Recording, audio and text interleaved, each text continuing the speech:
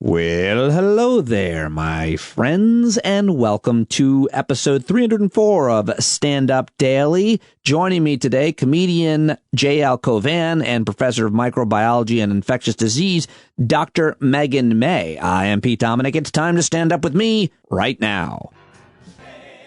Hello, everyone, and welcome to your week, the second week of March 2021. If you're listening along as I do the program, if not, it doesn't matter. It's always relevant. I've got great guests joining me here on Stand Up Daily every day. See, I'm saying Stand Up Daily all the time. I'm getting in the groove because branding, baby. You got to brand everything. And this is the last 24 hours in news and analysis, sound bites, and things to read. When you brand it, you need sound effects, too. How about this for the last 24? All right, I like that show. Let me know what you think. And if you get something better, then just send it my way. Let's start. Last night on CBS, Oprah was interviewing Harry and Meghan, and apparently it was an extremely revealing interview, and we found out that the royal family didn't want a brown baby. In those months when I was pregnant, all around this same time, so we have in tandem the conversation of he won't be given security, he's not going to be given a title, and also concerns and conversations about how dark his skin might be when he's born. What? Oh, yeah, they brought up the dramatic Oprah, praise be upon the prophet, music. I love Oprah, don't get me wrong. I never criticized Oprah, but they brought the music up.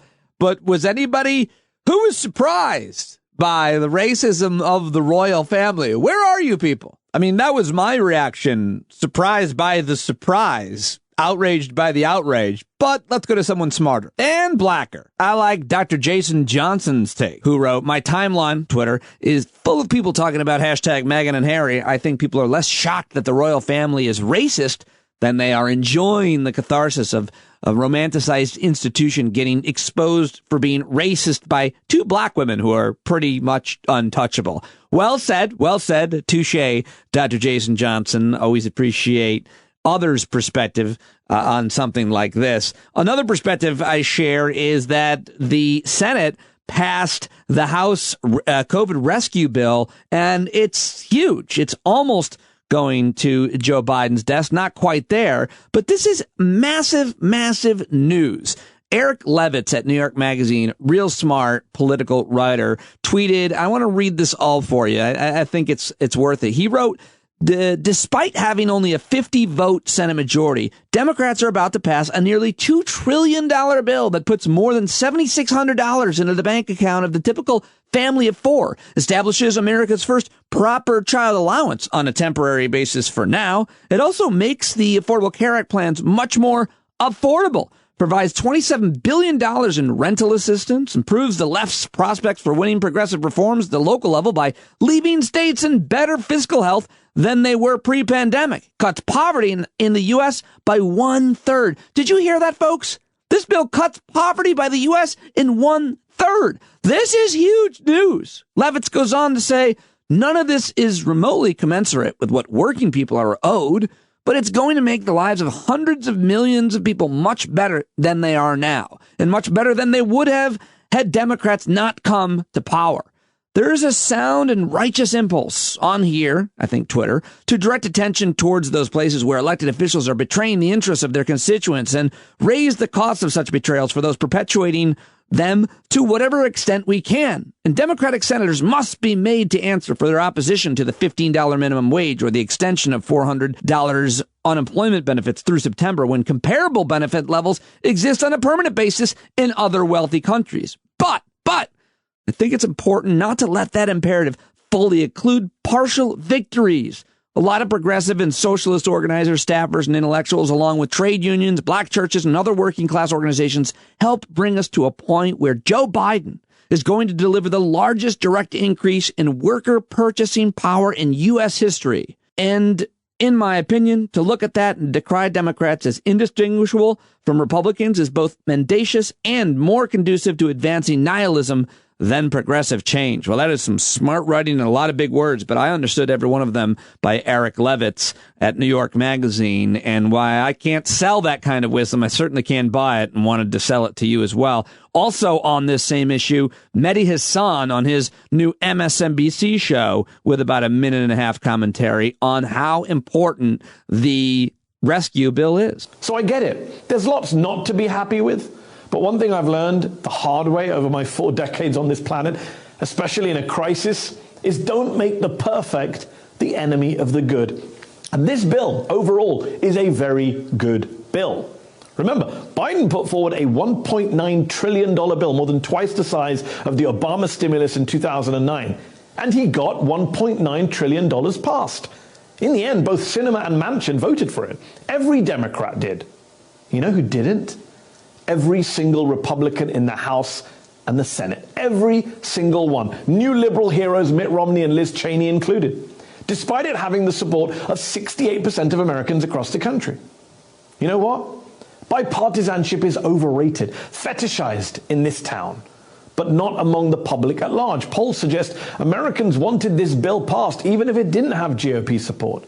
A reminder that most Americans are savvier than most members of our political class. As Time magazine journalist Charlotte Alter tweeted, people care about how the sausage tastes, not how the sausage is made.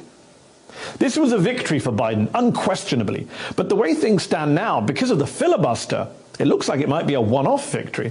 The American Rescue Plan was passed via budget reconciliation, a simple majority vote on taxing and spending bills. So how does the president get the rest of his ambitious agenda passed when it has to meet a 60-vote threshold in the Senate? It's possibly the most important political question of our time. But change is coming. It is. Yeah, so more reaction to the rescue bill. The New York Times' Jason DeParle writes under the headline, "In the stimulus bill, a policy revolution in aid for children, the $1.9 trillion pandemic relief package moving through Congress advances an idea that Democrats have been nurturing for decades, establishing a guaranteed income for families with children." And in that article, Jason DeParle writes, I thought this was interesting. I had no idea about this issue or the history of it. He writes, "The campaign for child benefits is at least a half a century old and rests on a twofold idea. Children are expensive, and societies share an interest in seeing them thrive. At least 17 wealthy countries subsidize child rearing for much of the population, with Canada offering up to $4,800 per child each year.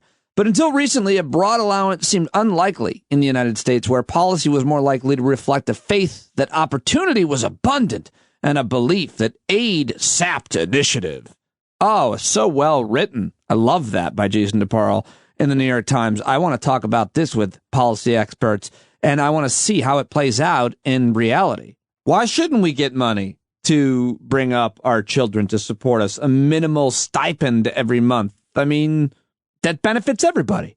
We all benefit from that. I really, this is not tough. I don't think this is hard. It just gets demagogued. Oh, I work hard for my money. I'm not paying. You don't work hard. Nonsense.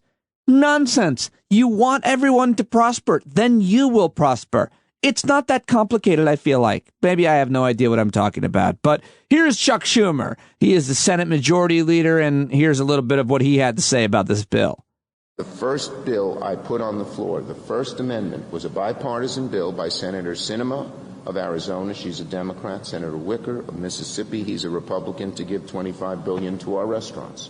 So we're trying to get bipartisanship in the bill. But I will tell you this. This bill is bipartisan in that a majority of Republican citizens support it. A majority of Democratic citizens, Republican citizens, and independent citizens support this bill and the pieces of it.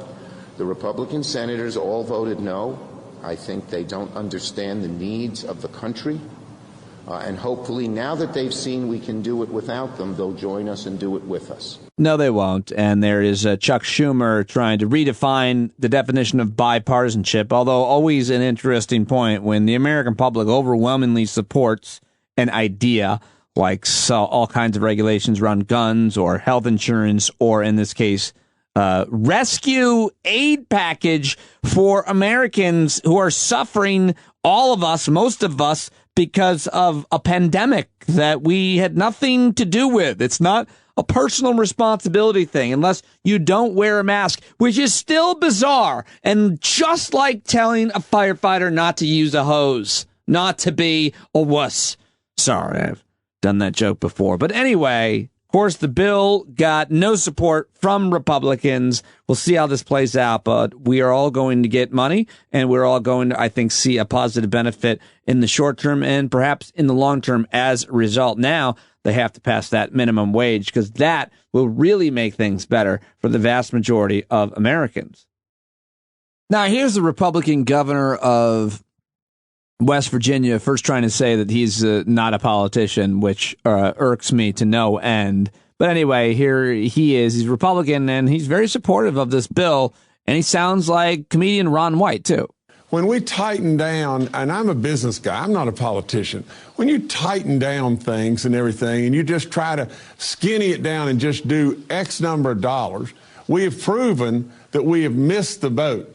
What we need to do is we need to go big or don't go, in my opinion. And so I'm pleased with the fact that we're going big, and we're going to absolutely try to really right ourselves and get our economy get back and going. That's Republican governor of West Virginia, Jim Justice, who's not on the same page with the Democratic senator of West Virginia, Joe Manchin. Do I have that right? Bottom line is, this is a big effing deal, as Joe Biden said to Barack Obama when he passed Obamacare. It's a big effing deal, and there's so much in this that you need to read about and learn about, and we'll be talking about it. I'll be talking about it a lot more with folks, and I want to hear what you think about it. But let's move on. And you would not be necessarily wrong if you'd predicted that Andrew Cuomo would no longer be the governor as we start this second week of March, especially since more women have come forward and accused him of inappropriate touching and talking. Well, guess what? Andrew Cuomo really is going to try to ride this out, no matter how many people come forward. Here he is with the answer from a New York media outlet to the question, are you going to resign? And count how many times he says, There's some legislators who suggest that I resign because of accusations that are made against me. I was elected by the people of the state. I wasn't elected by politicians. I'm not going to resign because of allegations. The premise of resigning because of allegations is actually anti-democratic. I mean, how many are you serious? And we've always done the exact opposite. You know, the system is based on due process and the credibility of the allegation. Anybody has the ability to make an allegation in democracy, and that's great. But it's in the credibility of the allegation. And we've gone through this with the legislature. I remember when we set up JCO. All right, he went on to talk about this whole infrastructure that he set up for people to be able to report harassment and so on and on and on. But the bottom line is he said he's not resigning. I'm not sure how many young women need to come forward and say things about this governor, Andrew Cuomo, before he would resign. But it doesn't seem likely, not to mention the fact that he's got an entire other scandal, which is far, far worse. To talk about that with J.L. Cauvin about the nursing home deaths, and we'll get into that later. But now, speaking of COVID, here is Dr. Scott Gottlieb on Face the Nation on CBS about how important and how much evidence we have that masks worked and how terrible it is that Texas, Mississippi, and other conservative states are saying, we don't need them anymore. Let's burn them in Idaho, as a matter of fact. We look back at some of your remarks from a year ago. You've been pretty on the money with your predictions. But at this time a year ago, we weren't wearing masks. We weren't told to until April by the federal government. Now we're being asked to continue wearing them. From where you sit, is that the biggest mistake? I mean, how would you grade our performance as a country? I think the masks are the single biggest mistake because it was the easiest intervention that we could have reached for early to prevent spread. I think this was a real failure to detect all of the asymptomatic spread. We overestimated the role of fomites, of contaminated surfaces in spraying this virus, because we weren't recognizing all the spread that was happening from asymptomatic individuals, because we weren't doing good tracking and tracing.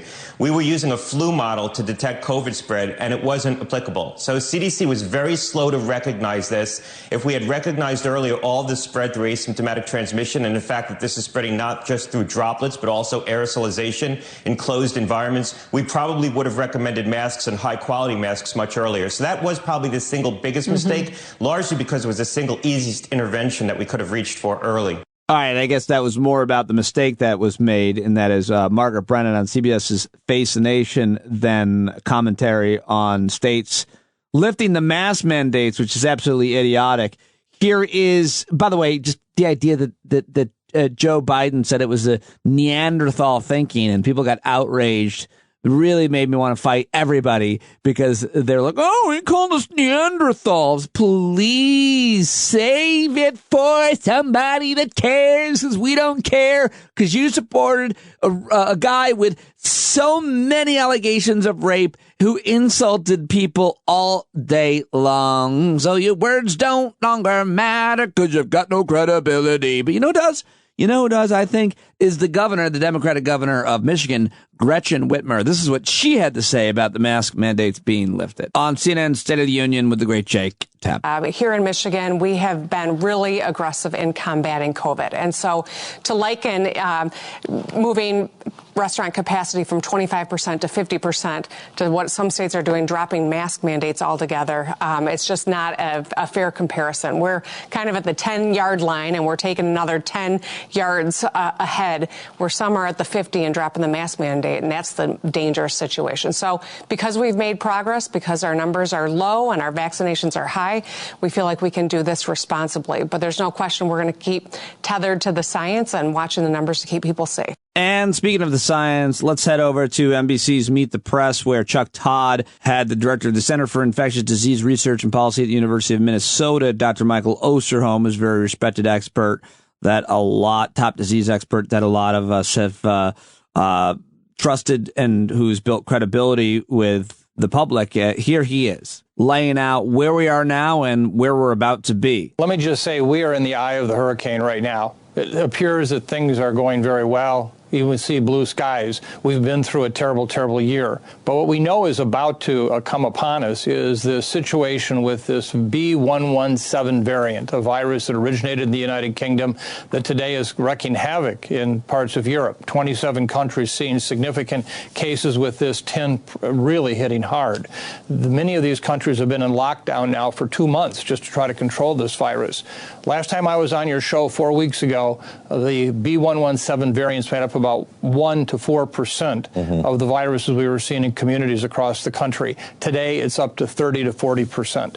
And when we've seen in Europe, when we hit that 50% mark, you'll see cases surge. So right now, we do have to keep America as safe as we can from this virus by not letting up on any of the public health measures we've taken. And we need to get people vaccinated as quickly as we can. There you go, Dr. Michael Osterholm on Meet the Press with more great analysis about where we are and where we need to be. Let's go back to Jake Tapper and CNN State of the Union, where he had the governor of Mississippi on, who looks like a large boy, by the way. His name is Tate Reeves, and Jake Tapper turned the screws on him, trying to get him to admit that Joe Biden is the duly elected president of the United States. And I think this whole thing is worth listening to. Former President Trump and his allies have now for months and months continued to spread the false and dangerous lie that the election was stolen. You were not part of that campaign, but I want to ask you a simple yes or no question, because your answer a few weeks ago to a colleague kind of raised my eyebrows. Do you accept that Joe Biden is the legitimate, lawfully elected president of the United States? President Biden is the president of the United States. But was he legitimately in our state, and we don't lawfully allow elected? mail-in voting. In our state, we do not allow mail-in voting, and the reason we don't allow mail-in voting is because we don't think we think that it allows for lots of opportunities for fraud and other things.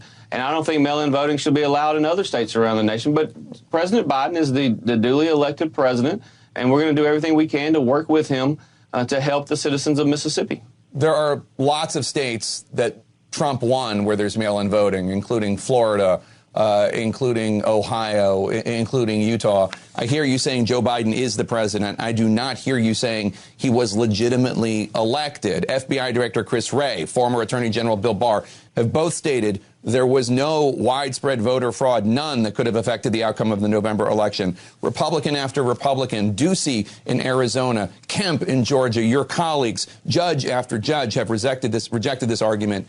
This is a dangerous conspiracy theory that tens of millions of people believe. It inspired a domestic terrorist attack on the Capitol. Yes or no? Do you accept that the 2020 presidential election was free and fair? Obviously, every election has some questions, but I'm talking about free and fair, legitimately elected Joe Biden, yes or no? As you said, Jake, every election has some questions, and this one was no different.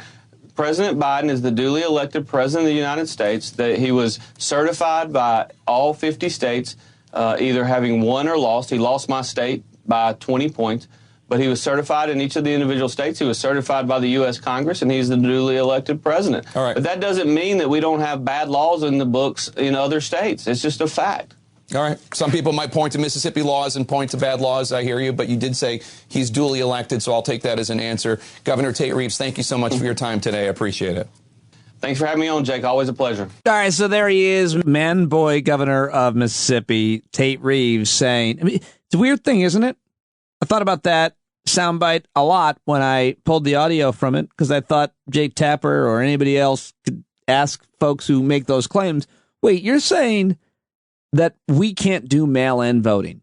You don't have any proof that we can. You don't have any proof that in the states where it's done, it's not been extremely effective and convenient and almost entirely fraud-free. I mean, that's what we have.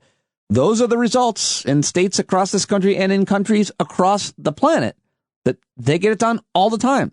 And so the question becomes, do you think there are that many criminals?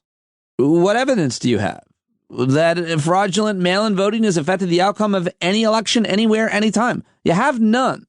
So either you're just making this up, or you believe that there are that many terrible Americans that would risk their entire lives and futures and careers by committing a federal offense of mail-in fraud, voting fraud. It's preposterous. And finally, so you're admitting we just can't get it done. We're not good enough as Americans. We're not smart enough, effective enough to get mail-in voting accomplished. It's preposterous, and it's weak, and we know what it's all about. And finally, please do a Google search for Tate Reeves and get back to me.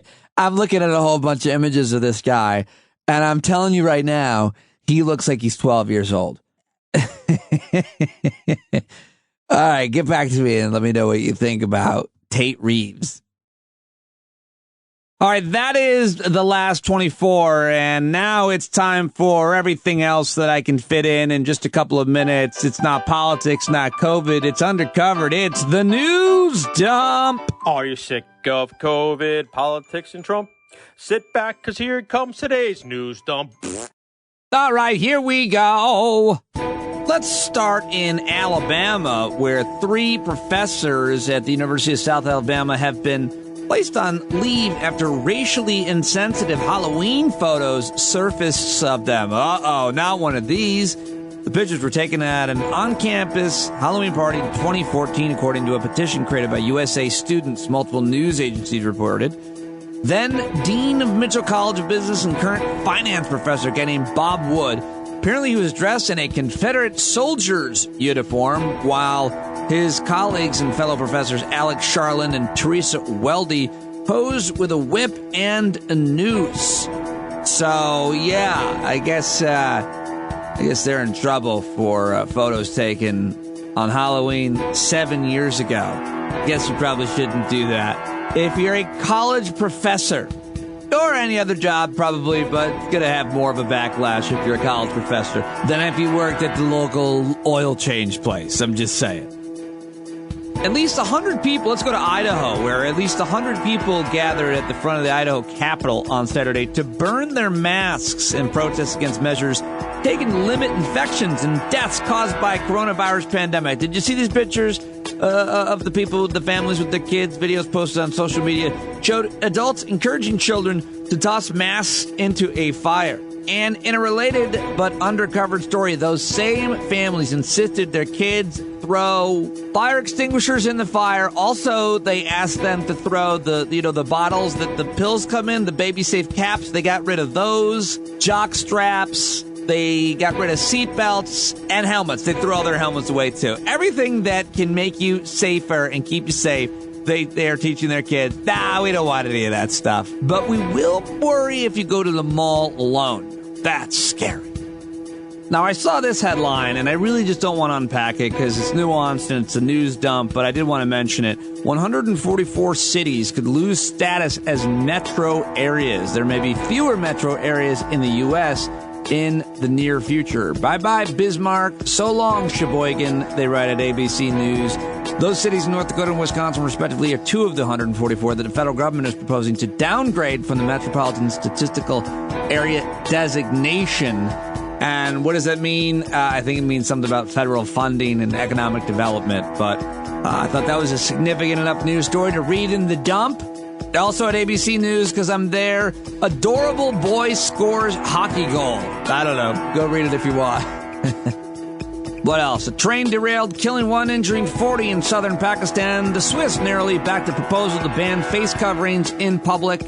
Explosions in Equatorial Guinea kill at least 20. Greek police and protesters clash in an Athens suburb. And here in Colorado, SWAT and armored vehicles were used to quell a wild street party in Boulder, Colorado, where University of Colorado is, that drew hundreds. Everybody's talking about Meghan and Harry on Oprah, and Jeff Bezos' wife, I think the richest woman in the world, Mackenzie Scott, apparently married a Seattle teacher. Wow, lucky teacher. Set for life. Will he keep teaching? All right, that is your news dump. And now it's time to get to my first guest, J.L. Cauvin, who is a comedian, cultural commentator, Georgetown-educated lawyer, and has really blown up over the last year during the pandemic. I should mention, I didn't mention this earlier, it has been a year since this new normal began, since we started sheltering in place, quarantining, wearing masks everywhere, and being stressed, terrified, and worried often a lot of the time. It's also been a year since I started going every day here on the podcast, so I just wanted to mention that because J.L. Cauvin has been joining me all throughout it, and very excited whenever he joins me. You guys love when he joins me, and he's been putting out very funny videos the entire year. So here is one of his latest ones. He does these rap battles where it's just his characters or his impersonations kind of doing their own rap battles. And this is the governor of New York, Andrew Cuomo, rap battling with Mitch McConnell. You got to see it, but I think hearing it is pretty funny too. Hello, Mitch. You look feeble and old. Well, welcome to my hip-hop nursing home. Your wife is corrupt, and you are a traitor. And if you were choking on your 3 chins, I would deny you a ventilator. I may speak slowly, but you talk in slow motion. And my bars are going to drown the turtle god in the ocean. I cannot be defeated by the weak left or the stupid right. And I have my brother Christopher on speed dial if you really want to fight. He's nailing it. So, they call you Cuomo. McConnell. I'll call you Governor COVID. Just how many dead bodies in nursing homes have you hid? Oh, my God. Your father had the talent. Your brother has the look. But you have neither. You halfway crook. You let young state legislators talk shit to your face. You forget that the turtle god put Donald Trump in his place. The turtle god. So you never be your father, who was one of the great governors. You and your brother Chris are just the stupid Mario brothers. Oh, well done. JL Cauvin on Twitter, jlcauvin.com. Get his albums, listen to both of his podcasts, support him, and you could always rent him, buy him, hire him on Cameo. Always great to catch up with JL Cauvin. And now here is the purveyor, the writer, the performer of these rap battles, regular partner of mine here, life partner. What am I saying? JL Cauvin, hi. That is our truth. Thank you for having me on once again. Of course, always. Love whenever I get to talk to you and talking to you. So these rap battles, basically, you're doing impressions, I'm now explaining what you did, of Cuomo and McConnell rhyming against each other, basically, and there's several of them out now. Yeah, it's once again, I am very eager to get vaccinated, and I have sketches written that are more like my old sketches, which are, ensembles of comedians I work with where you get to do more, but I'm still limited to doing things with my own impressions in my apartment. So I figured, how can I make this a little bit different than just like, here's my 105th Trump video. It's like, no, I have dozens of impressions. On Tuesday, a Malcolm Gladwell breakfast podcast video is launching, which I'm very proud of. And I grew out, one of the reasons I was growing my hair to look so disgusting was to do my best approximation of his afro. And now I have, as nobody can see, but you can see, I have gotten a nice, very formal haircut.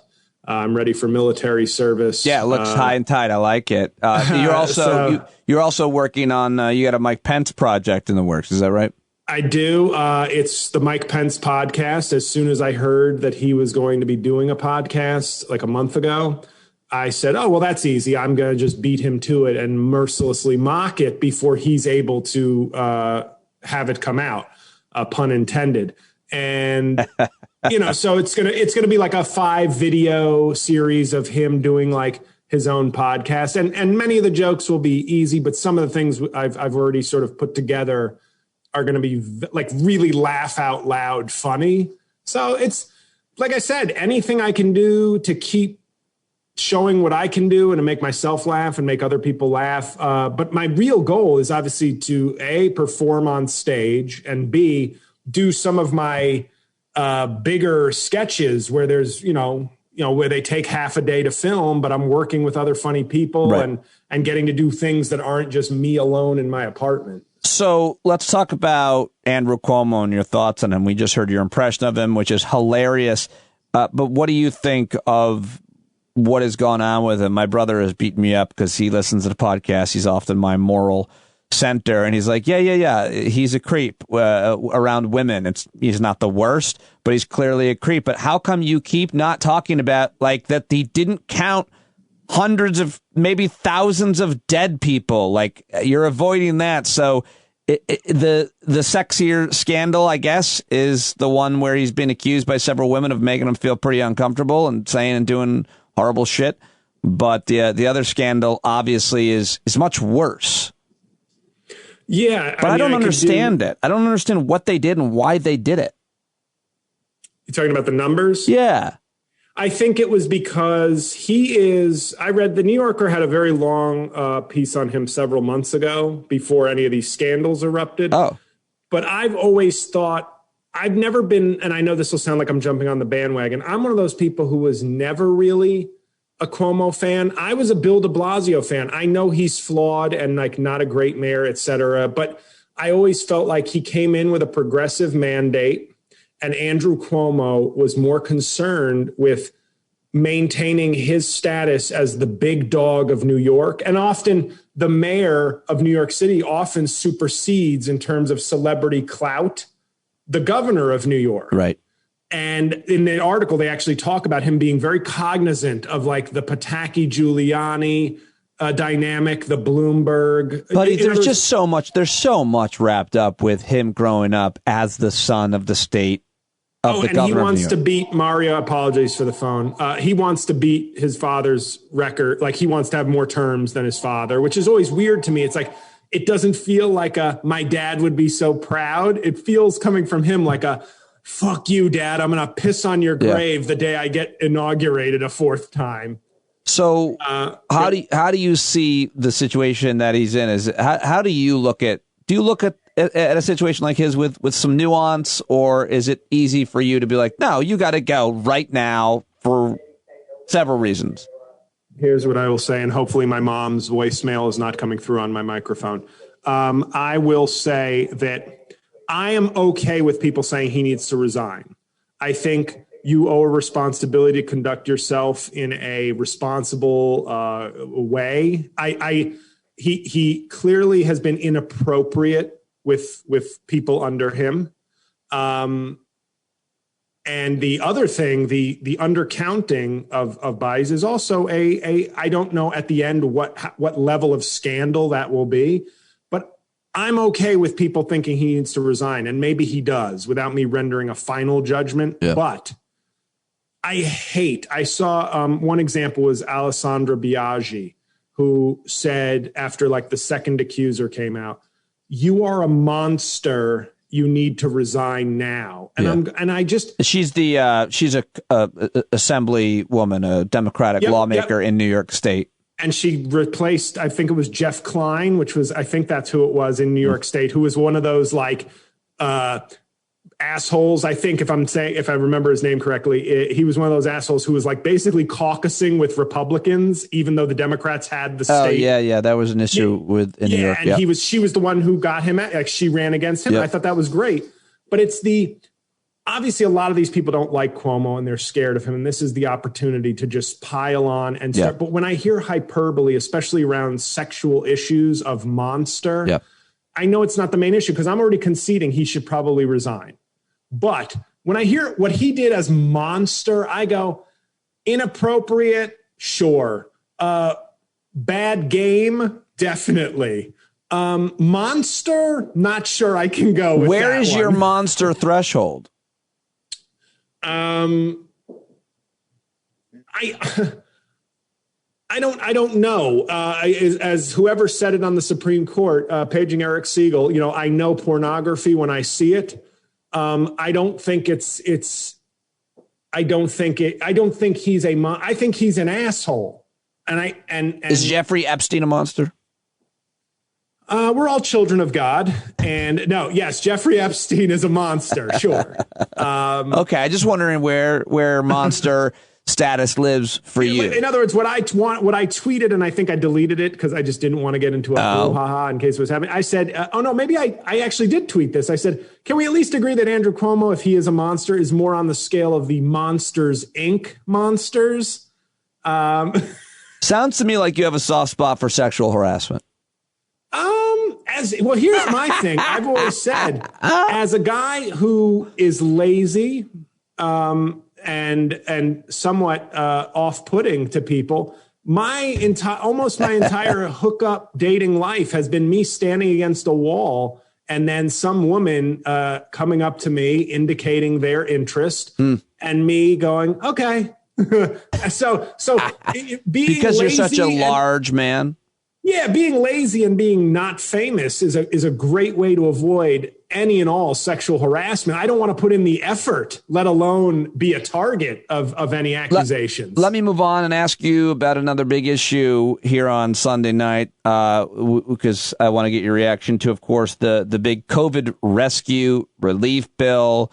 Massive rescue package, and I took it personally that my income from 2019 now met the threshold to be eliminated from receiving a check.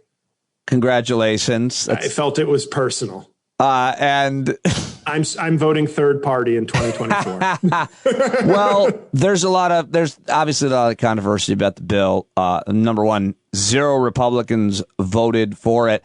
And what do you make of the question I heard a lot on the Sunday shows, that this is wildly popular with the American people? How come no Republicans voted for such a popular bill?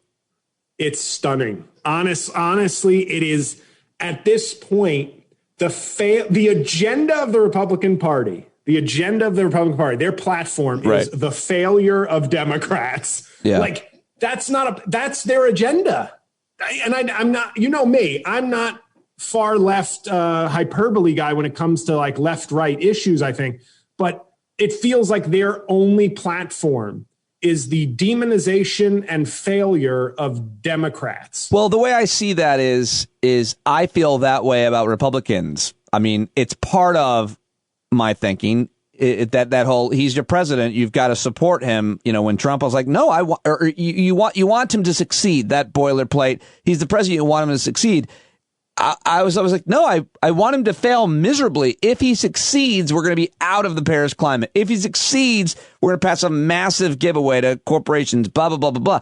But now you're saying Republicans are saying that about Democrats. But the difference to me in what you're saying, a good example is when Democrats wanted COVID relief to go to all states, red and blue. They wanted PPE to go to all. It benefits everybody. But what you're saying is Republicans only want Republicans and red states to win, to get good things. It's on. Yet this bill is going to help them tremendously. Yeah, it's I don't. Every school, every business, infrastructure in every red state, they win. Well, it's like I had said about the voting, all the voter suppression laws going in, which are really disgraceful, is Republicans are willing to, like a trench warfare kind of thing. They're willing to have the rights of several of their supporters suppressed because they tailor these things to be, well, these laws will hurt more Black and Latin, and not even Latin, but Black, really Black. Let's be honest. It's like Democrats and Blacks in particular. We are trying to harm your voting access.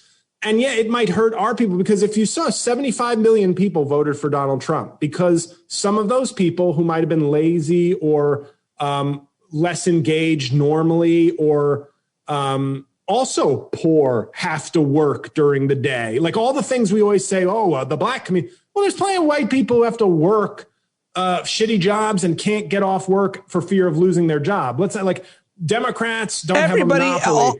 Everybody benefits from access to the polls. Exactly. Now, but the Republicans are basically acknowledging, we have a 5 million vote bump if with these policies, but Democrats have a 9 million vote bump. Well said, yeah. So 5 million of our supporters, you can go fuck yourselves too. Now, admittedly, 4.5 of those 5 million supporters would probably go, whatever President Trump needs, if President Trump needs me to lose my vote to stop 2 Negroes from voting, then so be it.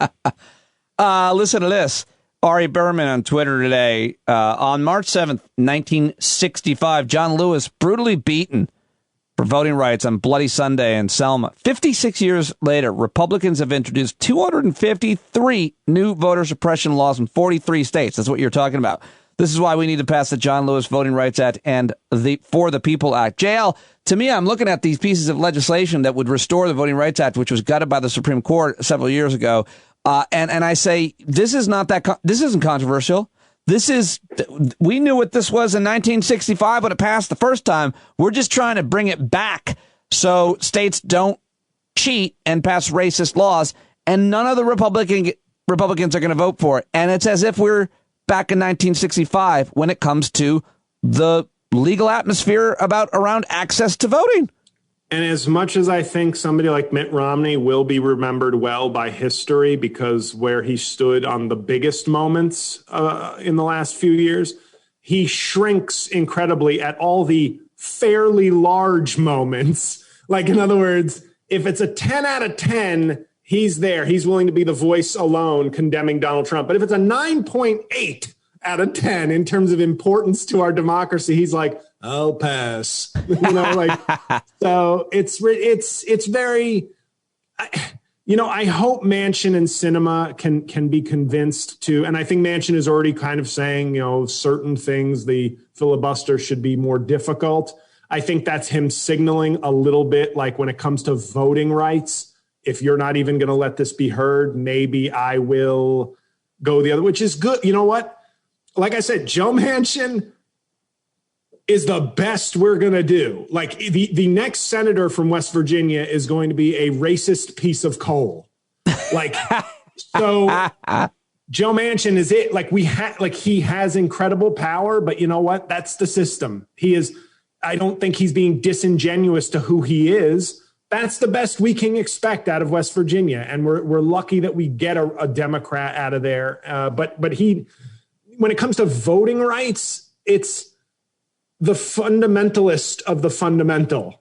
And that's worth telling Robert Byrd to shut the fuck up in his grave. Robert Byrd, the former West Virginia senator who Joe Manchin looks up to so much. So let me ask you about this organization that you're supporting that I know wanted to talk about, Hope for Haiti. What is it and why is it? It's about my comedy career, and I'm just basically trying to brand this as a progressive cause so people will help out a half Haitian comedian. No, it's an organization GoFundMe for you. It's an organization that when I was looking last year to donate to several places, including GiveWell, I said, you know what? I want to send a gift in honor of my father. I have this money that I've made, and I'd like to donate to somewhere in Haiti, some organization in Haiti. So I looked at a few charities, and Hope for Haiti came up, and they have they're 4-star sterling reputation. I was like Partners in Health in Haiti. You see them? Partners in Health is a great organization that operates. So we're already we're already trying to boost another charity, not the one I'm talking about. That's right. Okay, cool. Drink Pepsi or Coke, whichever you prefer. Pepsi paid me to say that. I'm sorry I interrupted. I interrupted you talking about your Haitian nonprofit with my Haitian nonprofit. That was rude. This is what happens in countries like that. The nonprofits fight, they tear up the country, and it's all hell breaks loose. But they do a lot of work in the healthcare and education sector down there. And this particular, they have something called the Hike for Haiti in April, which I will be participating in, where these kids at this particular school basically climb the equivalent of 200 flights of stairs to get to school. And so in other words, that month, I will be climbing 200 flights of stairs, not every day though, just for the whole month. And but that's not the big thing. The big thing is that's just going to be some awareness raising. But my page, which I sent to you in the chat, is already up, and we're already getting some good donations. But it's basically just to raise money by May 2nd. So obviously I know you have a great progressive and generous fan base. For God's sakes, there's like 800 of them giving you money. So, if they'd be so inclined to click on the link, which I assume you'll put in the show notes and donate something. The goal is 5,000. You're up to almost 1,200, and the link is in the show notes, but it's give.hopeforhaiti.com, and then there's more of the link. So my individual that attaches it. But yeah, let's do this. Let's do it. Stand up, audience. If you can, help JL. What is the running the doing the flights of stairs? How will you be? Will you be filming yourself? Will you be a few times? I will, just to remind people, and I think I need to lose weight now so that I live. What is your target weight? How much do you need to lose? We can also do a GoFundMe and chart that. As I like to say, I need to lose an Andrew Cuomo victim at this point in terms of my body weight. I stopped laughing. I'll have you know, when you said victim, I thought you were going to. Wow. No, I've got to lose. I got to lose a lot of weight, and it's just very difficult right now in terms of stress, in terms of lifestyle. Yep. I am admittedly having a hard time with it. But what is it for you? Is it portion control? Is it? It's boredom snacks. It's go ahead. It's stress eating. Give me an example of either of those. When do they come, and what is it that you will snack on? I'm going to, in general, my bad eating habits, I think, stem from a few things over the last decade, like when I'm eating poorly. And it's ranged from stress. It's ranged from relationship issues. And this COVID is a whole other ball game where I'm doing work in my kitchen for a year now, like many people. But the way I respond, I've had friends who are like, dude, I've lost 20 pounds during this thing. I can't and I'm like, wow, I wish that was how I responded to stress. Yeah, I think I'm wasting away. I can see my 6-pack again. God, stress, stop. I'm like, oh, I'm now morphing into Trump. What the fuck? It manifests different ways. I hate it, but. So you're working in the kitchen, so you're right near the food, and then you end up eating. No, not quite that, but it's like when you're doing work, the stress was coming from comedy stuff, not in a good way, but in a, oh my God, this is a moment for me. I need to really capitalize on this. Let me not.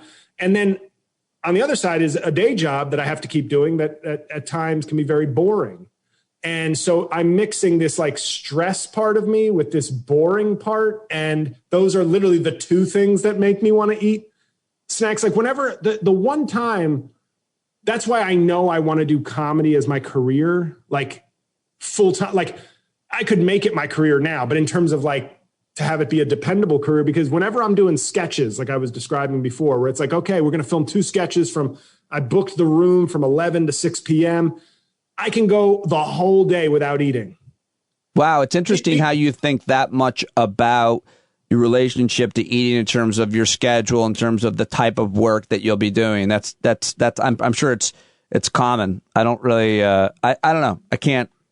It's just when I'm engaged and enjoying myself, I love to eat. I love to go to a bar and watch a game and eat like bar food. But like when I'm engaged in work that I really like, I can lose myself in it and not be thinking, I've got to, What is your weakness? If you could strike this, I mean, number one, it's having the snacks in the house, right? Is that not problematic? Start there. It is. And, one of the things I thought would be good, and it was until COVID hit, because then the boredom and the stress got ramped up to levels that were like not what I'm used to.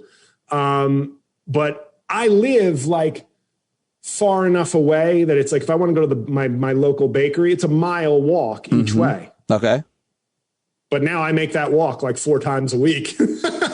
So it's bakery stuff. It's bakery related. It's cookies. Sometimes it's chips, but it's really cookies. I would just say cookies are the killer. Okay, let me switch from that to we Hope for Haiti. It's you're going to be doing that all month, right? Right. So yes. So in April, when I'm walking up those stairs, I will hopefully be losing weight to where it's not a potential fatality, but still out of shape enough that it'll be funny with me like cracking jokes as I walk up and down stairs.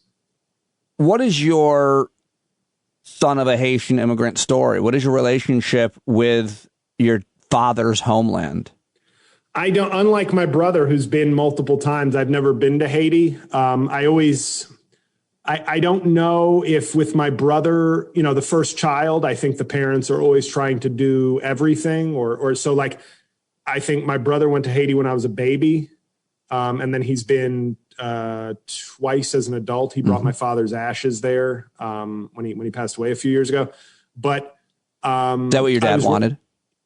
That was our interpretation. And I think to us, it was like a no-brainer. He grew up there? He moved to New York when he was 31. Oh, wow. Like, he was a full-ass adult. Like it wasn't, I came here when I was 12 and it's a new land. It was like, no, he was an adult and it was a country in political turmoil. So he came to America for better opportunities. But he always had just an unbelievable pride in Haiti. And the story of Haiti is an incredible one. It's an incredible story. Yeah, a slave revolt becoming an independent black nation in 1804. That's an incredible story. And of course, it terrified Thomas Jefferson and the founding fathers who were like, yeesh, let's not let word get out. Hey, France, how about pulling at the collar, pulling at the ruffles. It's like, France, can we bankrupt this country for a century? Because the worst thing would be if people see them as an inspiration. I feel like it was the only successful slave revolt in history. I feel like I read that. I don't know if it's true, but it certainly was in modern history that we know of. And yeah, the what that did to the American project, its neighbors, and the rest of the world scene was another thing that history forgets to talk about. Yeah. So for me, it's more of one of those things where if I'm being honest, I think my father, as proud as he was, my mother and father really, that's why I always tell people as a biracial person, I don't know if they did this by design. They just let me be me. In other words, and you know me, I'm not one of those people go, I'm not Haitian, I'm not Irish, I'm an American. Ugh. I'm not one of those people. Right. You know what I mean? I'm who I am. I'm a half Haitian, half Irish American fucking asshole. But they let me be like, I wasn't pushed to be anything. I just grew up and it was like, these are my parents. Right. This is where I came from. My dad, if I want to speak French or Creole, he's willing to teach me, but he's not going to make me. And he can tell me stories about growing up in Haiti and being Haitian and the pride he feels, but he's not going to like, they never sort of like tried to like bombard me with anything. Maybe they just didn't like me. I don't know. But the point is, I felt like as I got older, unfortunately, and as my dad was in a nursing home and then passed away, you always have these sort of like questions and these, oh, I wish I'd asked him about this. And I wish I'd asked him about this. So with my uncle passing away last year, I was giving and having a lot of money to give to charity. You're reflecting on all these things. And I was like, well, I can start building a relationship with Haiti through charity, and hopefully we'll be able to go there at some point. But it's always in sort of turmoil. I'm always nervous about it, maybe more than I should be. But so I thought just Hope for Haiti was like a start for me, and they've been very nice to me, and they're a great organization. How did your mom's Irish family feel about your dad? No, and we have it. It's on the family crest. That N-word's okay. No, I'm kidding. He's one of the good ones. Yeah. No, I think I mean, my mom's mom passed away when she was 9. Oh God. But her father it's the defining thing in my entire family. But we don't have to get into all that. That your mom lost her mom when she was young. It shaped who my mom will become, but to a level that it is like the family story starts there. Really sounds about right. And it's why a woman that graduated high school at 17 decided not to go to college because she wanted to work, because she wanted to take care of herself instead of relying on fate or luck to help her. Right. And she retired, with a $1 million pension, owning her own apartment. Wow. With a high school education. Wow. So, yeah. But because you didn't want to have to rely on anybody. No, I think it's so deep. It's so deep that it's with my family. It's church and it's school and it's hard work. And I think my mom emphasized education for me and my brother, partly because she chose a different path, but since she was present in our lives, we didn't have to choose I'm going to go to work and just grind it out. It was like, no, you have me. I'm going to put you through the best schools. You're going to have the best of both worlds. You're going to have your mom present, but you're going to get these opportunities to apply your hard work. But it's her sister died when my mom was 21. She lost her older sister, who was married to a man with the last name Ortiz. So my mom and her sister were obviously very progressive for the 1960s.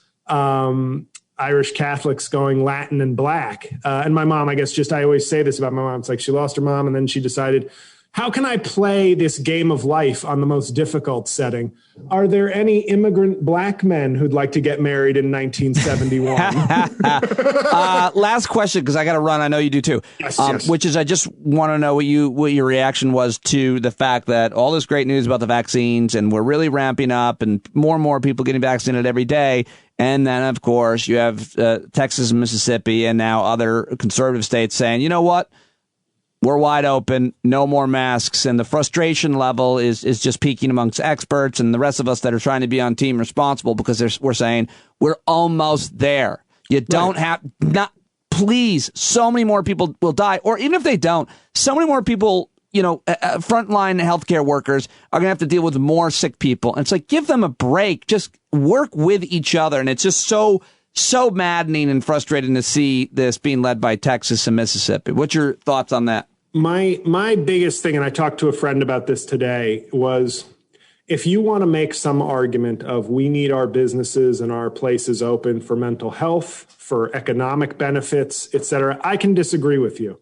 But at least I can go, okay, you do have some pros in your category. I may disagree with the weighing of the value of what's right and wrong, but you can at least come to the table and say, I want business open. I want our people to feel some sense of security and some sense of normalcy again for their own mental health. You can make those arguments. I can disagree. What I don't like is the no masks, is removing the mask mandate, because that's not based on anything other than fuck you, Democrats. Yes. That's not sound policy. That's not smart policy.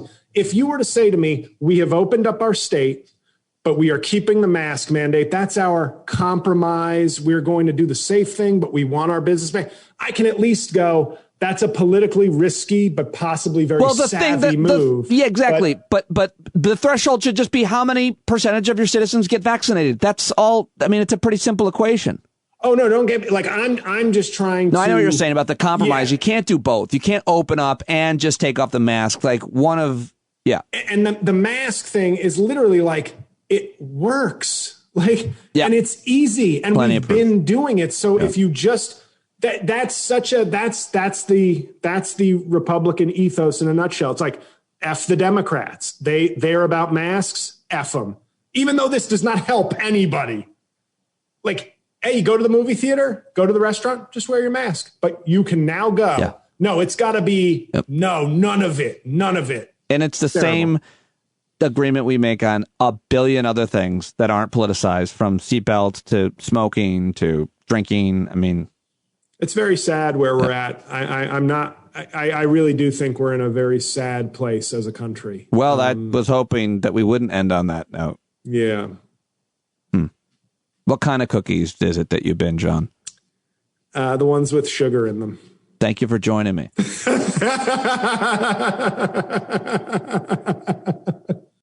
J.L. Cauvin, everybody. Always great. Always love talking to him. Follow him on Twitter, hire him on Cameo, buy his stand-up albums, and tell him you heard him here on the program. And if you haven't subscribed to this show yet, please do now. Go to patreon.com/PeteDominic, or just subscribe at the paid subscription link in the show notes. Every day, I talk to a couple of guests, almost every day, sometimes just one, but usually two guests. And that is the case with today, because I caught up over the weekend with Professor of Microbiology and Infectious Disease, Meghan May, who I always love talking to.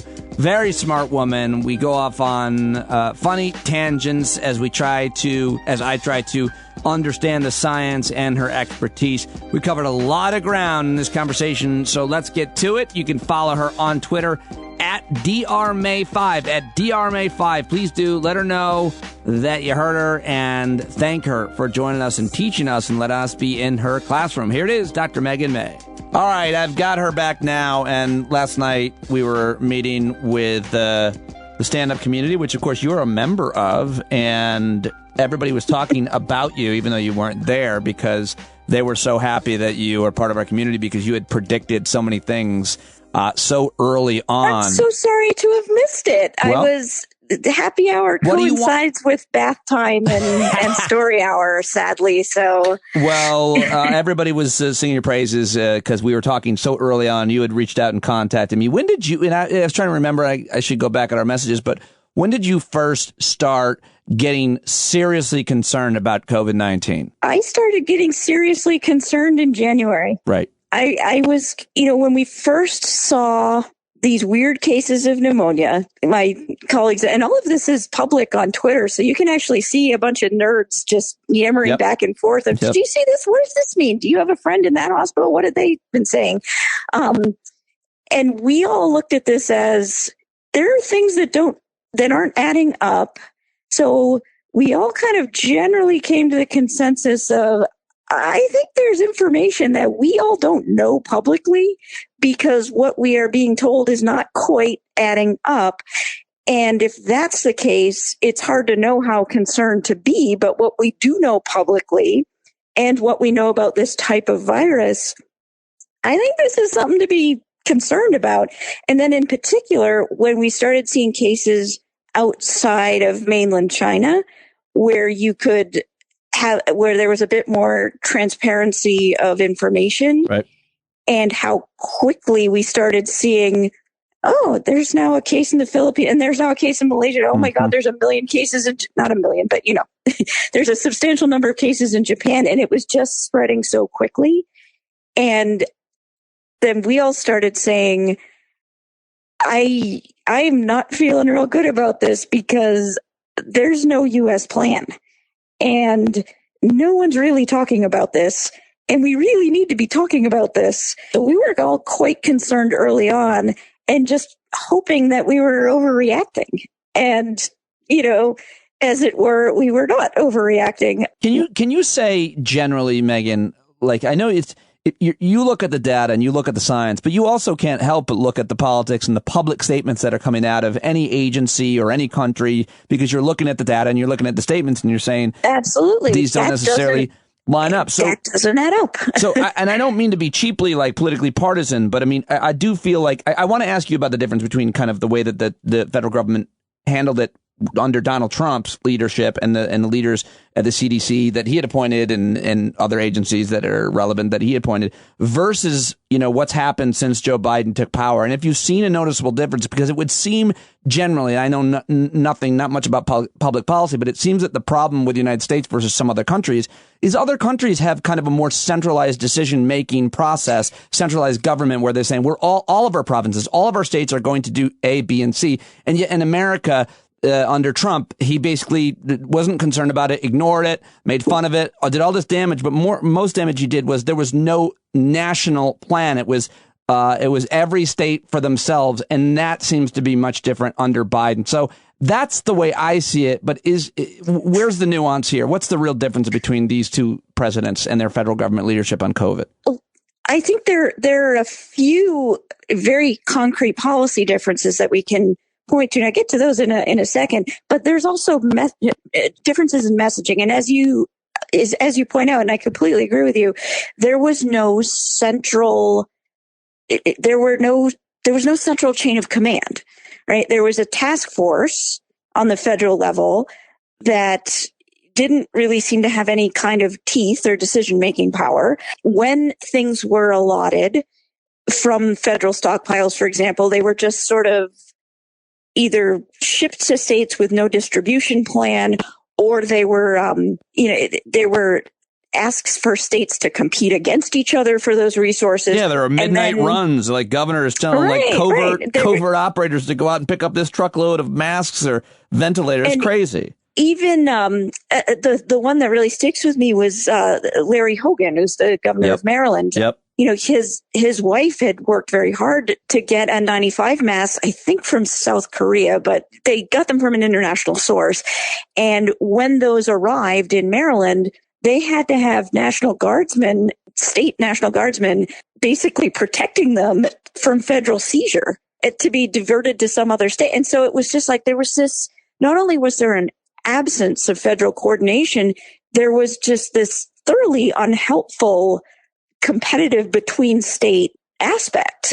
It was just sort of like federalism on steroids, basically. Right. And it was very, as policy, that was highly detrimental.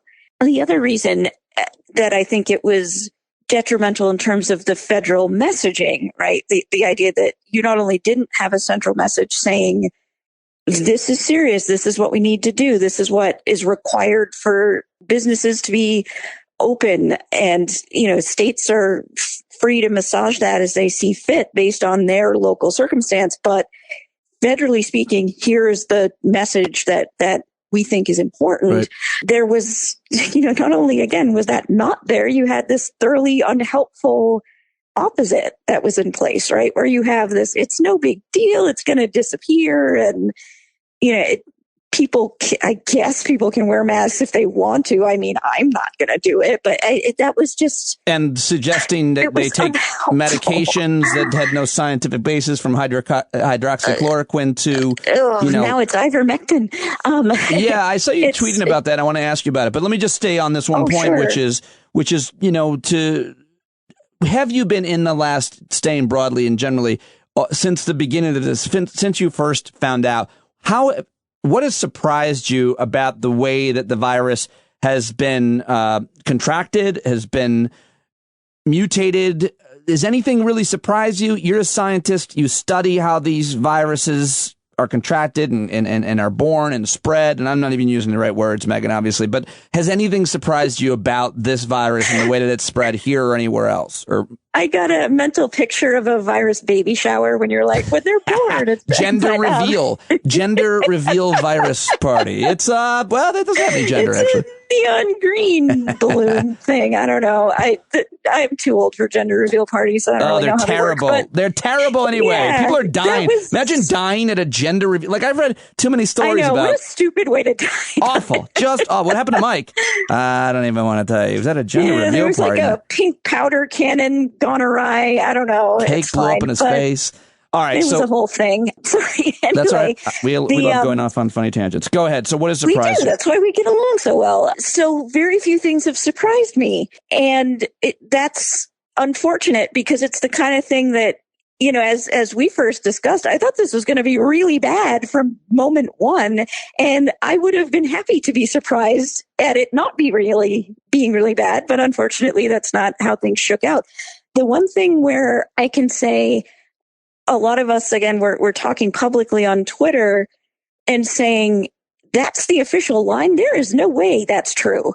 I would eat my damn hat if that's true. And that was when the officials in China were saying early on that there's no human to human transmission. There's no evidence of human to human transmission. And we're all looking at the reported cases and saying, okay, well, right now you're saying, and of course, we now know that these pieces of information were wildly outdated because they were treating patients in early December. But what was first publicly available from China was, you know, these reports of a patient came in on this day, and then another couple came in on this day. And now there's a few healthcare workers that are sick. But we're not seeing widespread epidemics, so clearly this is not contagious from person to person. And I'm looking at this going, you've described like a 3-day arc.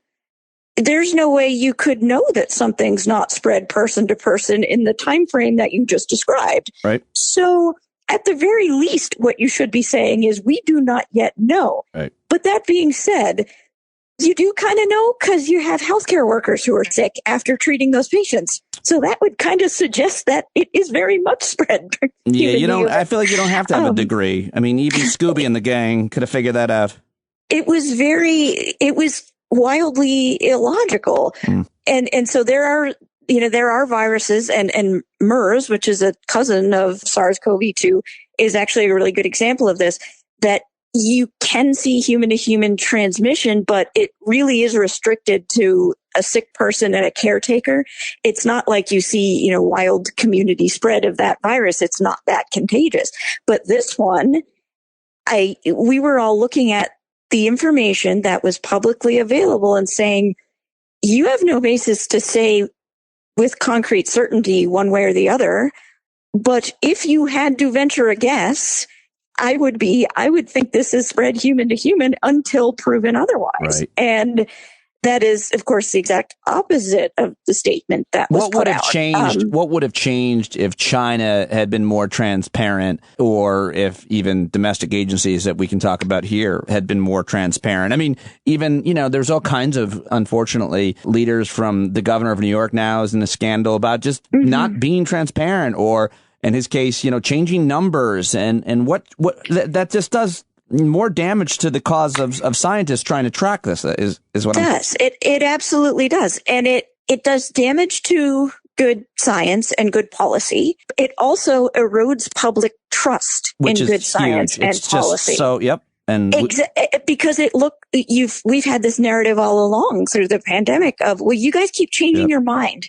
But it's like, well, I say what I say based on the information that I have at any given moment. And the information that I have is only as good as the information that I have access to. Right. And so if somebody is not being transparent, I can't do the best work that I can do.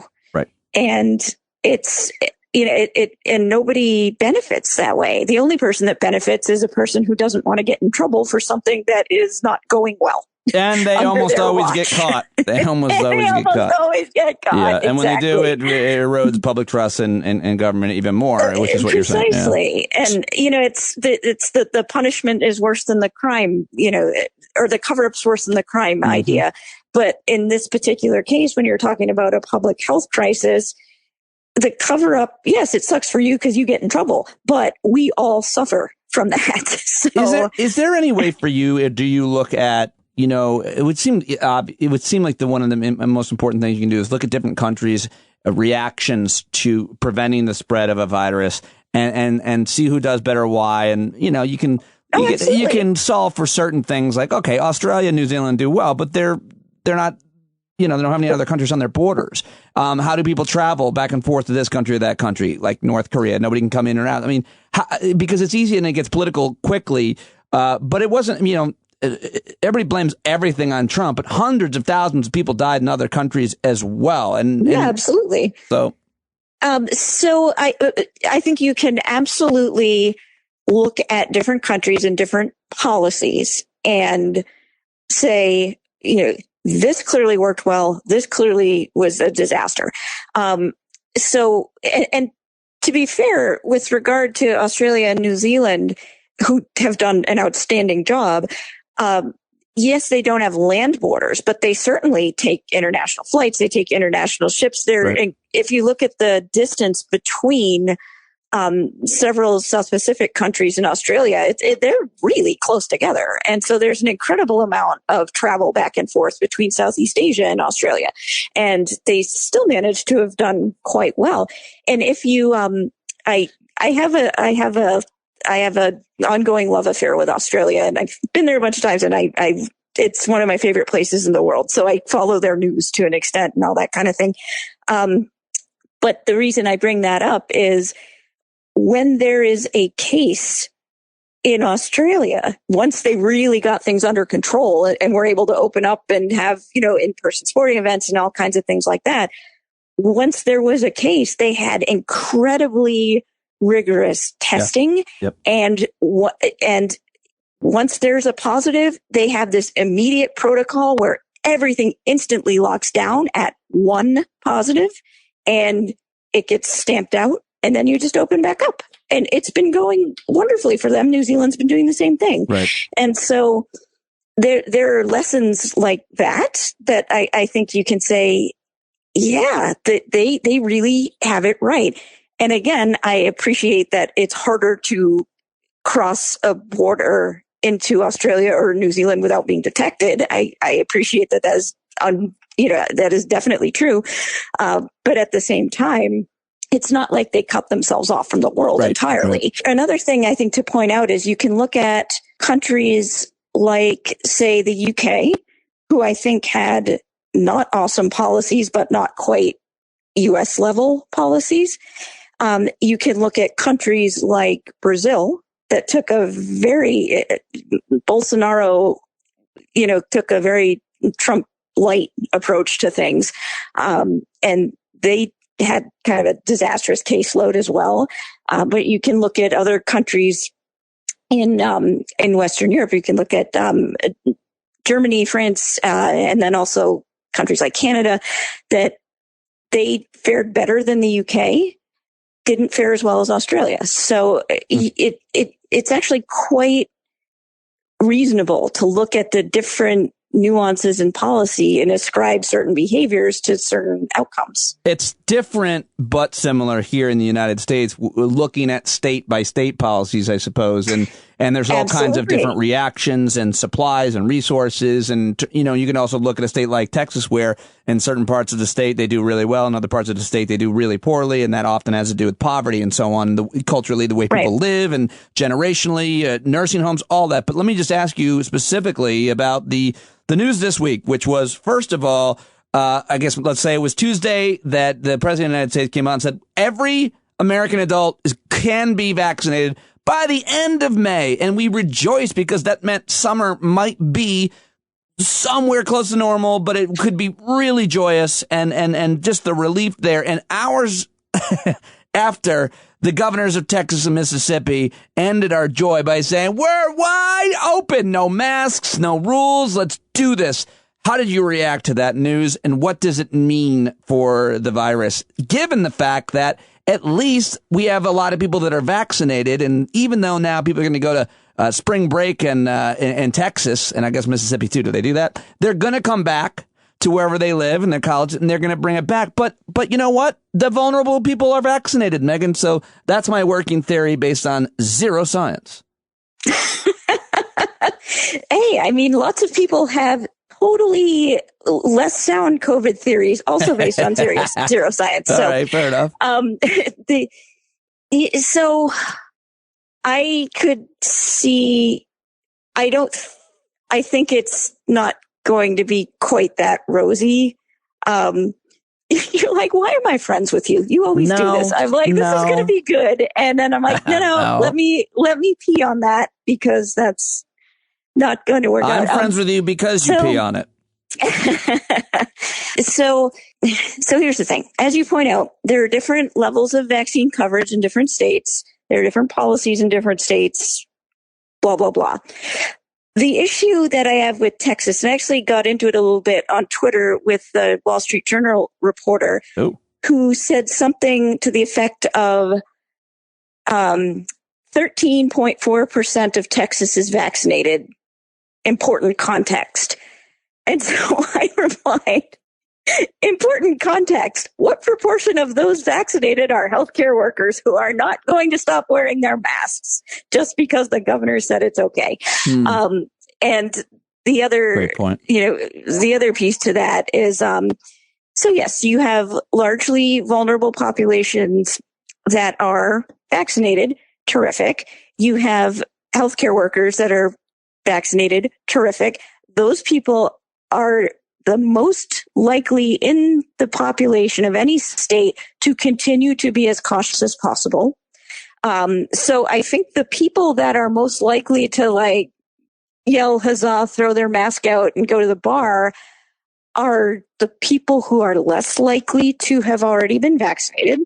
If we look at Texas and we say, okay, so they also had a huge outbreak or epidemic of COVID in the later part of 2020. So if let's be generous. Let's say between vaccination and previous infection, we got about, 35-40% of that population has some degree of immunity. That is nowhere close to herd immunity threshold. That's not enough to stop community transmission. That's the part I left out. So, a certain percentage of people had contracted COVID and therefore were immune or not necessarily available to spread it. Exactly, or less likely to spread it, or however, we still are trying to work out all the details on that. But the way that you break it down percentage-wise, I understand now. It's still not anywhere near where it needs to be to prevent another outbreak in Texas. They've opened too early again. That's right. And then the other part too is we're speaking in percentages, right? As though every person's behavior is going to be equal. And I think that we can actively anticipate that it won't be, right? So, I think that the people who have already been vaccinated and who were vaccinated early on are the ones who are most likely to continue to be cautious. As we get more and more of the general population vaccinated, that may or may not hold up and still be true. But I think at this particular moment in time, it is. So that's one reason why I'm looking at it going, I don't feel awesome about this. Right. The other piece, and here's where I really rain on the outlook, and we can talk more about the science of variants later or some other time or however you like. No, I was going to ask you about that. Go ahead. Oh, sweet. The more you have virus circulating in the community, the more pressure there is on those viruses to keep changing. And so if we have a partially vaccinated population where we continue to have community spread, we're going to keep seeing variants emerge. And that could contribute to a scenario where eventually any onboard immunity that somebody might have may be less and less effective. It's not a guarantee that that's going to happen, but there is kind of an evolutionary pressure on the viruses that are circulating in the community to evade whatever immunity is there. And so the way to stop the emergence of those variants is to have as many people as possible be vaccinated and or previously exposed to get to herd immunity to stop community transmission. If you stop community transmission, you stop the emergence of new variants. And if you have unvaccinated people that are out at the bar at 2 a.m, singing and doing fun 2 a.m. things, that's not ideal. So the big question is, how effective are the different vaccines against the variants, right? That's the big question. And then breaking that down, well, maybe this one is more effective against that variant. I mean, is there an easy way for my dumb brain to understand that? Absolutely. And you don't have a dumb brain, and you know that. Well, some of the science stuff, I get. I'm like, wait, what happened? Where? What's the word? What did you just... Oh, man. See, so if we were doing this via Zoom, I would pull up a whiteboard and start drawing, because I think that's the best way to show this stuff. But anyways, really do that? You should do that in our next, maybe next week. If you can join us live, you can bring your whiteboard. But will you wear a Khan Academy video on you? That's hilarious. But could we get you to wear a silly costume? Is that too much?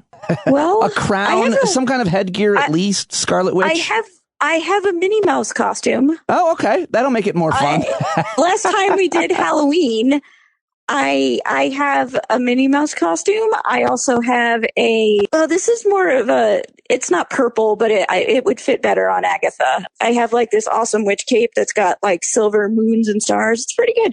Halloween is a very big deal in our house. I don't know. Well, it's my birthday. It's my birthday. No kidding. That's right. But you mentioned Agatha. You're referring to WandaVision, of course. Of course. In which my daughter and I, in the middle of a Friday afternoon, made an appointment viewing because it drops on Friday to watch it for those who don't get that reference. But getting back to the question about the variants and the vaccine. That's just my nerddom. It didn't even occur to me that nobody would get You knew I got it, and that's how it's supposed to be. But you don't have your whiteboard, and we're on the phone, so how do you explain what you would without it?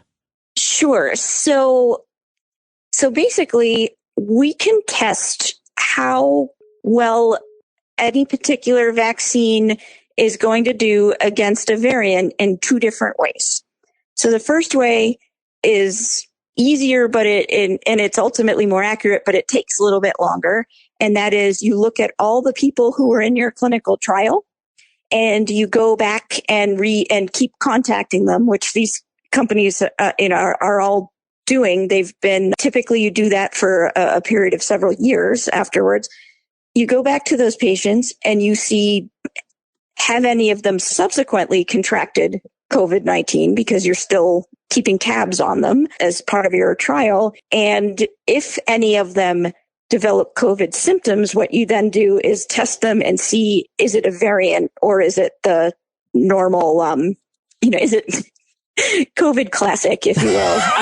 It's like Coke.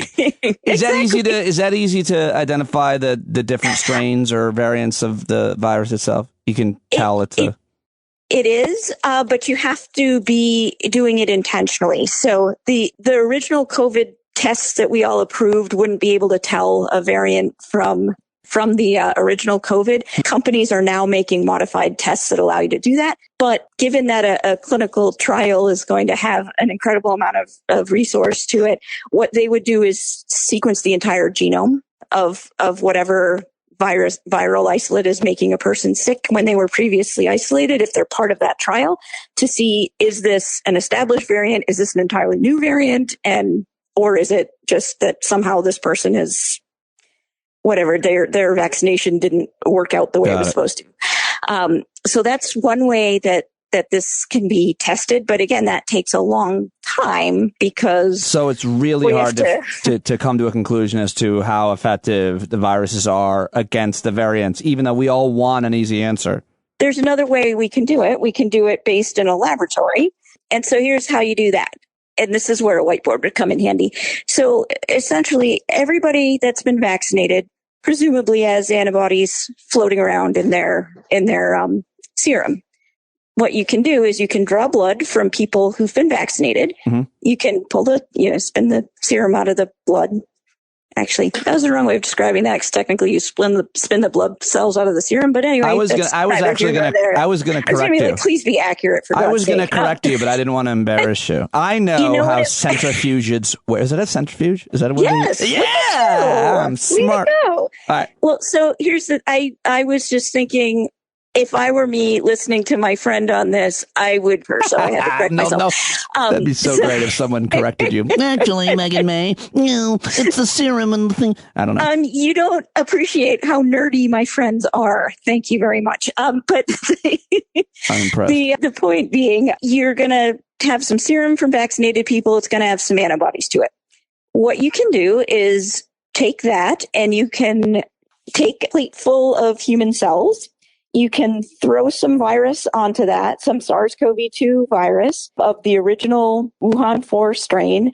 You can also then throw on different variants. It's like you're making a dish on a cooking show right now. You throw a little of the original strain on there, and then you take just a pinch of the UK variant. First of all, I love cooking, so I guess that is why I describe things that way. But just the other pinch of the South African, and then a dash. You don't want to over-season it. Oh God!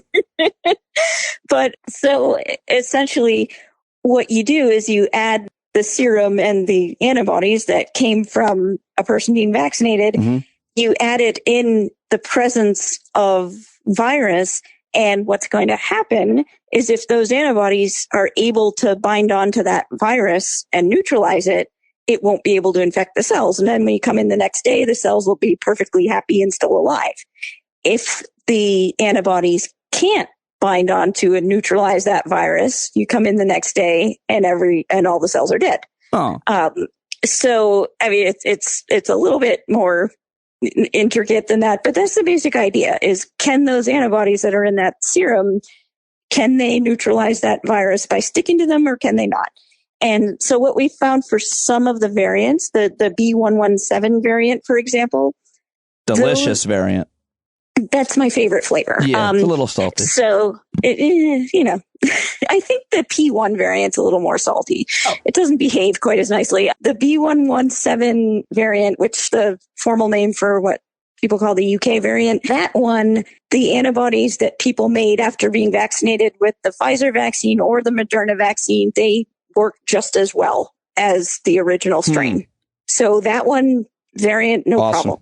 For the B135 variant, the one from South Africa, that one, not the case. So what happened with the Moderna vaccine is that the antibodies were 6 times less effective at neutralizing the virus. But that being said, when they went back to the vaccinated patients in the trial, even being 6-fold less effective against that in a laboratory dish, the patients were still seem to be largely protected. So in a lab, it looks a little less effective, but in functional reality, hopefully it doesn't make much of a difference. The P1 variant, the one from Brazil, is a little bit more concerning because, again, in a laboratory, it is less, it's less able to neutralize. And that is the variant that there are a lot of stories coming from Brazil that the details are a little bit squishy on, so I'm not positive. When will we know more about that? I keep hearing about the Brazilian. I keep being scolded for trying to say you could just put wax on it. But regardless, when are we going to know more? I mean, I keep... Sorry. Well, so fair enough. You guys are too nerdy for that joke, right? Like, you guys would never make a wax joke. I got that joke, and I am perfectly juvenile enough to have made a similar one. Oh. Thank you very much. Okay. Forgive me. In actuality, boiling wax would probably be quite effective at neutralizing the P1 variant, but I don't know that you want it poured in your lungs. That's the hitch, you know? Right. Hot wax in the lungs, they say. There's always a catch, you know? It's So when will we know more? When do we get to, like, how long do we, why do we have to, so long, I want science to work faster. I want science like I want my food fast. I'm American. Tell me conclusively now. No, now. I could tell you, and it may be a lie though. So the problem with that. So there's one paper about the Brazil variant, and unfortunately, that one paper it lacks what I would consider sufficient detail to really say what it wants to say. And so essentially, here's what happened. this is based on a region in Brazil where they had a big giant COVID cluster happen earlier in 2020. And now they had a second big giant COVID cluster where some of the same patients were sick, and the P1 variant was isolated from that second wave of cases. What is not clear is how many of that first wave of cases were just diagnosed symptomatically. Like, in other words, did they have a laboratory confirmed positive? And have we sequenced every single one of those to make sure that those patients who got sick both times, A, had COVID in the first place, and B, had the original strain, which they had immunity to, and then they became reinfected with the P1 strain, the P1 variant. That's what we don't quite. That's what I'm like. I don't quite see that information lining up bit for bit.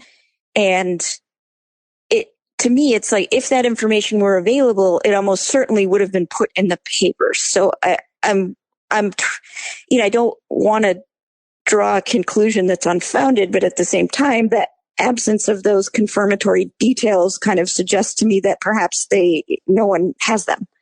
Well, I appreciate your carefulness, your acuity, and your accuracy on that. And that is what we just can't, that just doesn't come out in cable news. That's not how it comes out in cable news. It's not how it comes out in public policy. Nuance and acuity doesn't fit in sound bites. Right. And it also doesn't fit with my schedule. I mean, I need to know now. I want to go. I want to take a vacation. Why do I plan a vacation? I do too, but alas. All right, so let me ask you one final question here, which is about this news. You actually, in full disclosure, ladies and gentlemen, Meghan and I actually talk about what we're going to talk about. I do that with a lot of guests because I want to make sure I ask smart questions. And you told me before I hit record about this story, and I didn't know about this, about the Detroit mayor. I just looked it up. So the Detroit mayor, it sounds like, he is turning down one vaccine because he doesn't think it's as good as another vaccine. And I almost don't even want to say the names of the vaccines to make people overthink them, because the truth is, according to you don't want to perpetuate the narrative. Right? Well, you don't want to perpetuate the narrative, but this is, if we do like sound bites, here's what I heard. This is one soundbite I love. All vaccines will prevent you from dying. Yes, that's correct. I like that one. I'm good. So give me whatever one you want. The one that takes 2 shots. The one that takes 1 shot, I don't care how it's refrigerated. I'll take whatever one you got. Tell me where to show up, and I'm good. I don't need every single one of them was 100% effective at keeping you from becoming dead. So take whichever one you can as soon as you can. This isn't part of any standard guideline, so this is just me speaking off the cuff. There is no rule that says if you've been vaccinated with one, you cannot be boosted with a different one. Oh, that's interesting.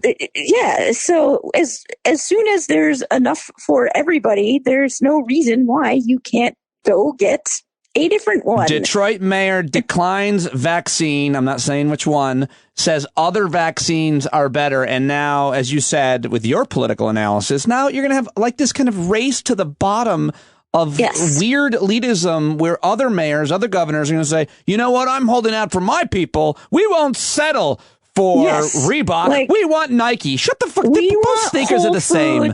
We do not want Food Lion in our city.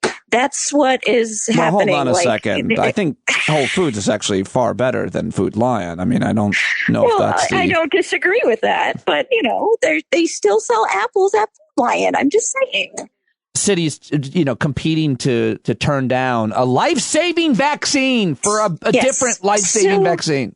And this was my political analysis, and I will preface this by saying I have a lot of things where my political instinct is completely wrong. So, take that with a grain of salt. But in this case, I could see one of two things happening. See, this is good because this way I can't be wrong unless like some weird alternative third version happens. But I mean, on the one hand, I could see people in Detroit being absolutely furious. Like, I want to be vaccinated now. Who are you to turn that down on my behalf? But that being said, that's what I hope happens, and that other mayors look at that and go, I'm not doing that. But what I worry will happen is and if I'm being gut instinct, I think that this is actually unfortunately more likely. What might happen is people might look at that and say, well, that he's doing what's best for the people in his city. If there really is a better one, then I don't want that junky one. I want the better one. And, would it be seen as politically favorable to a mayor to say, well, I'm going to I want the best for my constituents. I don't want the junky one. I want the best for my constituents and voters who will now vote for me because I got the best one for them. Right. That would just be terrible. That would be terrible, terrible, terrible. Because as we said, all 3 vaccines that are licensed in the United States, as well as the 4th one that may be licensed at some point, the one from AstraZeneca. I'll say that one because it's not part of the Detroit conversation. It's all 4 of them have been 100% effective at keeping people from dying and 99.9999% at preventing hospitalizations. So or long-term hospitalizations, I should say. So this is not a question. If I had all 3 sitting in front of me, I know what choice I would make. But the reality is I'm not likely to have all 3 sitting in front of me. I'm likely to have one offered to me. And whichever one it is, that's the one I'm taking. All right. Well, listen, I appreciate that explanation and all of your explanations. And I like being able to ask these questions to you. And it's easier for me to understand the stuff than have to read all about it because one thing leads to another. And you're always great at giving these answers. Thank you so much for explaining this stuff to me. Dr. You're Meghan welcome. May, I am everybody. always happy to spare Pete from reading. I mean, geez. Yes, that's really all you heard. That's all you heard is that you're saving me from reading. And there's some truth to it. I really can't. I also read your Twitter feed a lot. I do read that. So I get a lot of information. And but I read yours too. And this is how I found out that you are getting hooked up with Ore-Ida crinkle cut fries. And I got snubbed by the Steak-'em guy. I don't know that I actually want Steak-'em coupons, but still. I feel like you could have thrown me a bone. I saw you jump in there. I don't know. I can't support big meat. It's hard enough to support big potato. It's hard enough to support big potato. And I can't be, if I'm going to support. You say that now. Wait till they hook you in. Listen, I'm going to completely sell out. I mean, I'm going to 100% reverse myself. I would be happy to sell out, but no one is buying from me. I know, exactly. Thank you so much for joining me. It's so great to talk to you. Thank you, Meghan. You too. It's always good to talk to you, Pete. All right, there she goes, Dr. Meghan May. Follow her on Twitter at drmay5, at drmay5. All right, that is it for today's show. Thank you very much for joining me. Thank you to both J.L. Cauvin and Dr. Meghan May. I've got a bunch of openings this week. I'm a little bit behind in booking, so let me know if there's anybody specifically you'd love to hear from during the program this week, and I will do my best to get back to you and book that guest. So that's it. That's all. I love you. You're not alone. Check us out on the Discord platform 24/7 at any time. Tell your friends. Stand Up Daily every day, right here, anywhere you get podcasts. I'll talk to you tomorrow. Take us away, John Carroll. When the tyrants taunt you and the sirens teach you, better stand up, stand up. Let the brave meet the challenge, let the weak flee. Boy, you better stand up, stand up. When you're tired of begging, saying pretty please, that's the time you gotta finally get up off your knees. When you can't see the forest for the burning trees, you got to stand up. Hey, you've been sitting so long, you got the creaky knees, you got to stand up, stand up. I think your driving wheels been leaking grease. Boy, you better stand up, stand up. Well, there's a whole lot more of us who know what's right. They'll keep right on ignoring us if we keep sitting tight. We got to open up the window to let in some light. You got to stand up. That's right. You got to rise up. You got to stand up. You got to stare the devil straight in the eye. We got to let him know it's his turn to go. See it clear when all you hear is a lie. Don't get up off Even if it ain't a very friendly audience, well, they'll begin to listen when you start making sense and you stand up, stand up. No need to point your rifle to defend your town, just stand up, stand up. You know they can't deny you what you're laying down. Boy, you better stand up, stand up. Show your face of every color, yellow, black, red, and brown. She's the place where every lost child will finally be found. There's only one thing to do before we stand our ground, and that's stand up, stand up. Well, the founding fathers saw the land for all. They had to stand up, they had to stand up. They had a keen imagination for a crystal ball, drawing all the plans of stand up. But all they had to go on was the time they were in, with other causes for laws, and since they weren't even sin, they knew that change was gonna come before the change could begin. They had to stand up. All right, they had to stand up. We got to stand up. We got to look the devil square in the eye. We gotta let him know it's his time to go and make it clear when all we hear is a lie. Why you lying awake wondering where the money all went? It'll be the cost of freedom that'll go unspent. You can see him flee the scene of that experiment if you stand up. Alright, we got to speak up, we got to reach up and raise your voice in every way you know how. Don't be toes up, you got to show up. Ain't no better time to do it but now. No need to pledge allegiance to no wanton tribe. Rise up, show obedience to the voice inside, and listen well and it'll tell you not to run and hide. It says stand up, stand up, got to stand up. Ooh, come on, just stand up. Everybody got to stand up in the darkest hour. Stand up, people got the power. Stand up. Come on, come on, come on, come on, come on, come on, come on, come on, come on, stand up.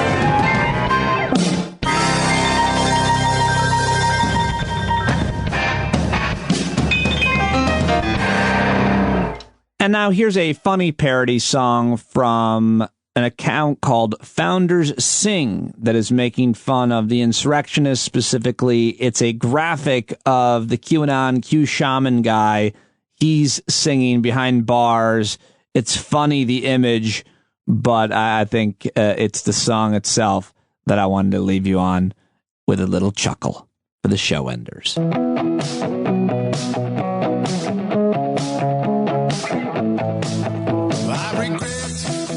I repent that I even spent